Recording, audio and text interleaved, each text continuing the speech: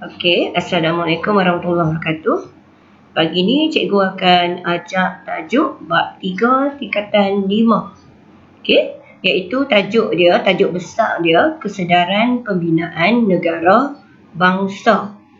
Jadi bab 3 ni dia mengenai macam mana pembinaan negara bangsa kita bermula, negara dan bangsa kita bermula, iaitu negara Malaysia. Okey, jadi kita pergi pada tajuk 3.1. Cikgu harap pelajar-pelajar ada buku teks bersama-sama atau buku rujukan. Okey, latar belakang pembinaan negara dan bangsa. Okey, sebelum kedatangan penjajah British ke negara kita, sebenarnya konsep negara bangsa dah terbentuk dekat negara kita, iaitu sistem politik masyarakat Melayu tradisional. Okey, dalam masyarakat Melayu tradisional, bila ada raja, baru ada kerajaan. Raja tu yang buka kerajaan. Dan kedudukan raja begitu tinggi dan istimewa dalam kerajaan.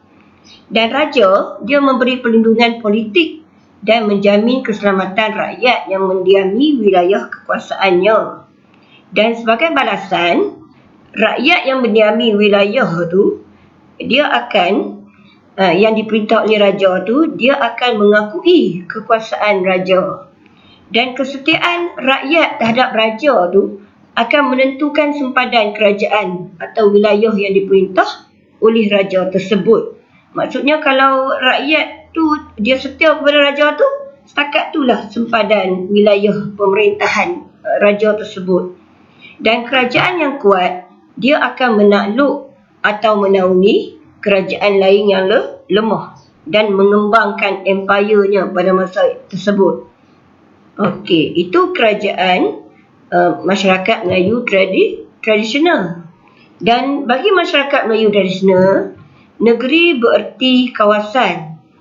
Contohnya negeri Larut, dia panggil negeri, dia tak panggil kawasan Larut. Pada masa tu dia panggil negeri Larut, negeri Bernang dan negeri Kerian. Itu contoh dia. Dalam perjanjian antara sebuah kerajaan Melayu dengan kuasa asing, keseluruhan kerajaan disebut sebagai negeri dengan segala jajahan takluk dia. Okey, apa yang terjadi apabila British campur tangan? Apabila British campur tangan di tanah Melayu, British dia rujuk setiap kerajaan Melayu tu sebagai negeri. Contohnya Kerajaan Kesultanan Melayu Melaka, dia jadi negeri Melaka.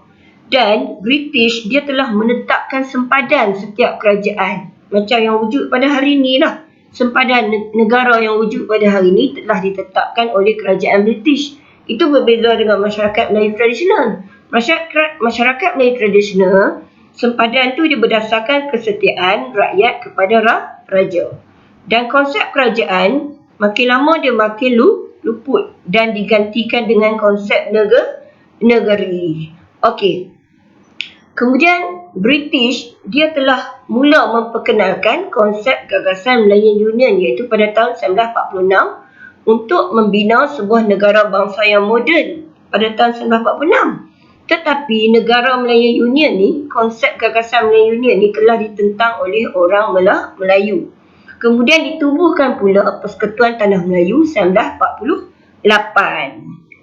Menggantikan Malayan Union, dan ini telah diterima oleh orang Melayu. Dan tahun 1957, British telah memberikan kemerdekaan kepada Persekutuan Tanah Melayu dengan nama negara pada masa itu Persekutuan Tanah Melayu. Dan pembentukan negara bangsa Malaysia hari ini, konsep bangsa Malaysia merujuk kepada bangsa ni, dia merujuk kepada sekumpulan manusia dalam satu ikatan ketatanegaraan atau warga negara sesebuah negara. Konsep bangsa Malaysia merupakan konsep baru bagi rakyat berbilang kaum di negara ini. Kalau orang tanya bangsa apa? Bangsa Malaysia. Semua bangsa Malaysia. Tapi kaum Melayu, India, Cina, Kadazan, Iban. Kemudian negara Malaysia dibentuk pada 16 September 1963.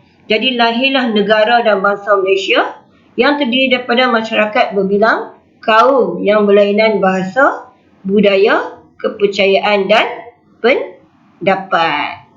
Okey. Bangsa Malaysia terdiri daripada masyarakat berbilang kaum yang berlainan bahasa, budaya, kepercayaan dan pendapat terhadap keduniaan. Dan bangsa Malaysia dibentuk melalui penggunaan satu bahasa kebangsaan serta pengalaman kebudayaan kebangsaan dan rukun negara dalam setiap bidang kehidupan. Okey, itu bangsa Malaysia. Okey, pembentukan negara bangsa di Eropah. Idea pembentukan negara bangsa di Eropah ni, dia mula tercetus kesan daripada Revolusi Inggeris yang berlaku di England, Revolusi Perancis dan Perang Kemerdekaan Amerika. Dan muncullah idea-idea baru kesan daripada revolusi ini, iaitu mengenai hak rakyat, kerajaan berperlembagaan dan negara bangsa. Dan pembentukan negara bangsa moden ni adalah mengikut sempadan rumpun bangsa. Dia ikut bangsa dia bagi menggantikan negara feudal. Okey, di Eropah Barat, kebangkitan semangat nasionalisme telah mengancam Empire Austria, Rusia dan Turki yang penduduknya berbilang kaum. Nasionalis pada masa ni, dia menggunakan unsur persamaan rumpun bangsa dan bahasa untuk bentuk negara bangsa yang baru. Dan penyatuan dan pembentukan negara bangsa merupakan matlamat akhir nasionalis pada masa ni. Dan selepas Perang Dunia Pertama tahun 1918, di Perancis telah diadakan Persidangan Damai Paris dan telah diisytiharkan satu deklarasi, iaitu Deklarasi 14 Perkara Woodrow Wilson. Dalam deklarasi ini, dia mencadangkan dua prinsip, iaitu penentuan nasib negara oleh rakyat sendiri dan prinsip sempadan negara berasaskan bangsa. Jadi, kesannya Empire Austria-Hungary dan Turki yang besar tu, yang telah kalah dalam Perang Dunia Pertama tu, telah dibahagi-bahagikan. Jadi muncullah negara baru yang berasaskan etnik dan bangsa, iaitu contohnya Czechoslovakia, Finland, Latvia, Lithuania, Poland dan Yugoslavia. Okey, cikgu berhenti setakat ni. Ada sambungan yang kedua mengenai pengasasan negara bangsa yang bermula di Eropah. Okey, terima kasih.